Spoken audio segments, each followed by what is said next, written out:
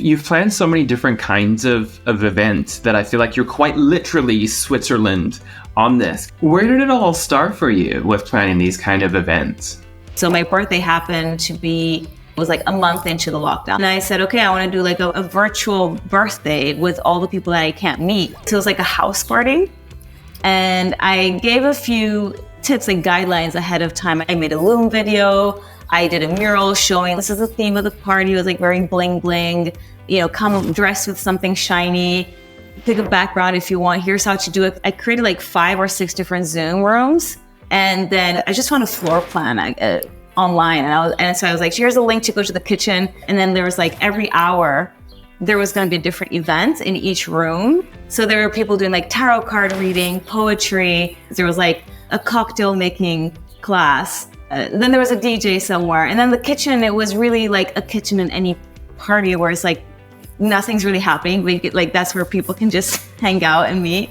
And so people showed up. I think we were like over 40 people, and friends of mine who would never meet each other otherwise were like interacting and taking classes together. And so that gave me an idea. Like immediately after, I went to leadership team at Mural and I was like, hey, this format worked really amazingly well. It was exciting. It was like you are empowered to be able to move wherever you want at any moment. Yeah, that sense of choice must have been so empowering for people. Yeah, and I think having these guided experiences online, again, people did not know what to expect.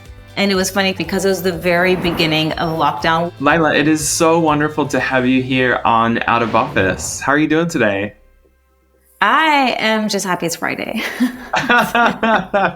You and me both. For our viewers who are familiar with you and your work, can you tell us just a little bit about yourself? I'm the remote and hybrid work consultant working with distributed teams who want some help with company culture and also their retreats. And you've become known for managing events. Can you tell us just a little bit about some of the events that you've managed over the years? So I started working remotely about 10 years ago. And already there were like these like micro events that I was doing online, because what really interested me was how to bring the human side of my teammates online and how to connect with them. And then when I moved over to work at Mural, we also organized bigger events with more people. So there I did an in-person retreat with my team for about 120 people. I also did virtual events. One of them was like a 3-hour event, but you have to imagine there was like 240 people online following an experience that we designed. And then the other one was a 3-day event for, I think it was over 400 people, kind of like a virtual festival. So where you had like a whole agenda with different stages.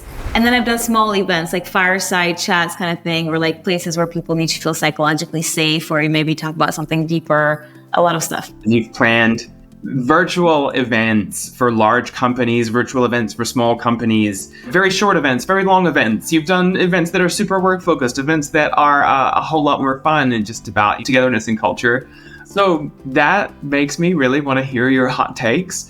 I would love to hear your opinion. I never limited myself by saying, oh, this is virtual, so I can't do this. It's more like, okay, there's something I would do in person. How can I translate that into a virtual space? And what does it look like? And that works also is applicable to remote work as well. If this is what you did in the office, doesn't mean you can't do it online. It's just going to take a different form, maybe.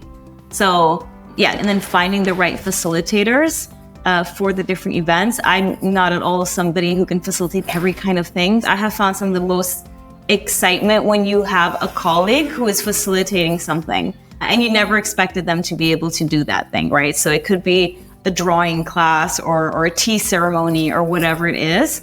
And so that also shows your own peers in a different light and you discover like different skills. So I think that the team bond can grow a lot from getting to know like, oh, this person's a drummer and this person can sing and this person loves cooking. Yeah. Like there's a lot to gain from those kind of fun activities. You made a name out of virtual events. You won an award for that round the world event that you were talking about at Mural.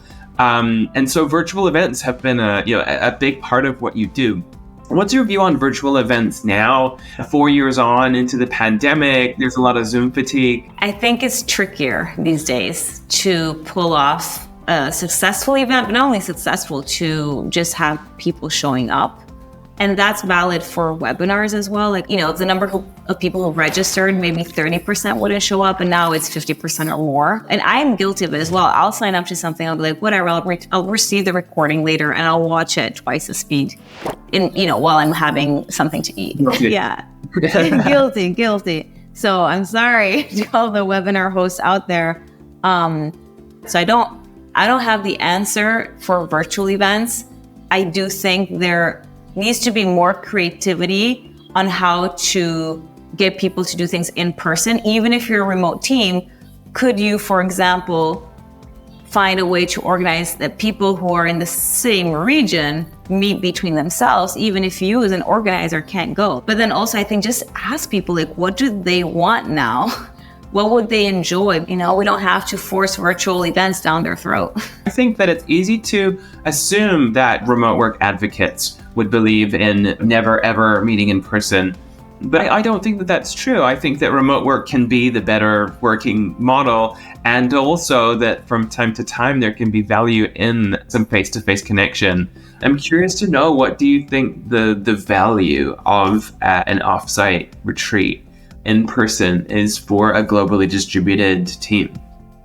We organized at some point a very short, it wasn't even a retreat. It was people in Europe wanted to meet in person, and we went to somebody's farm, and in 10 minutes, there were people who worked in different teams who had never spoken directly, who solved problems between their departments in 10 minutes, just because they had that in-person moment. And then they also brainstormed on new ideas. The value of forging connections, right? Yeah. It's really, that's a beautiful, beautiful anecdote actually to articulate. When you only meet once a year or twice a year as a distributed team, it really gives this boost of energy, and also gets people almost reconnected to the mission and the values of the company. And now we have more clarity. Now we have more connections, which is going to give you a huge return on investment in a way that is not always quantifiable by numbers. This is the thing with culture as well. It's very qualitative and not always quantitative. It's not all about numbers. And sometimes it's really about connections, emotions, feelings. That is what people are made of as well, right? Yeah. So I think there's so many levels. The value is really up, down, sideways. It's everywhere. Well, I guess that's the nature of connection, right? Yeah, it's in every exactly. direction. It's every direction. And I think even leadership gets a big boost. Primarily, you're doing it for everybody working at the company, but that includes the executives themselves, right? And even for them, it's an opportunity to get in touch with everybody who's behind this thing that you're trying to push forward as a leader. It's wow, it can be very powerful even for them to realize the energy. You'll even be able to see the CEO in person, which is not the same as seeing them on a screen during a town hall or an all hands. A lot of companies talk about the price tag of IRL meetups. I mean, the logistics and the cost of getting 400 people to one central location, it is prohibitive for a lot of companies. What's your view on that? Again, I would say think creatively. There may be some people that you may want to prioritize, or let's say teams that you think, okay, these two teams, maybe they're new teams or whatever, they collaborate a lot, or maybe they have issues. If you don't have the finances to bring everybody together, that's fine. Also, maybe you shouldn't. And there's a certain number of people where then it doesn't become a retreat. When we were at Mural and it grew to 1,000 people, I had looked into how much would that cost, and we got a crazy price tag around $5 million. And you're casual $5 million.